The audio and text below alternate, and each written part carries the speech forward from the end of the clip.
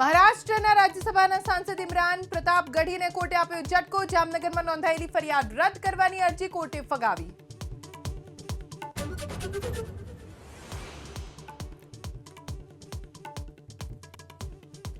વડોદરાના ગોરવામાં નર્સ સાથે દુષ્કર્મ. હોસ્પિટલમાં ફરજ બજાવતા અશરફ ચાવડા પર લાગ્યો આરોપ.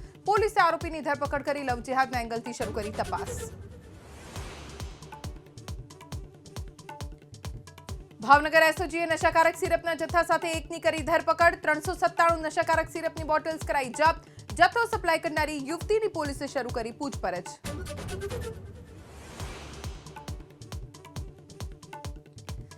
વડોદરા શહેરના બે મહત્વના બ્રિજ કાલથી 1 મહિના માટે બંધ. લાલબાગ અને જેતલપુર બ્રિજની રીસર્ફેસિંગની હાથ ધરાશે કામગીરી.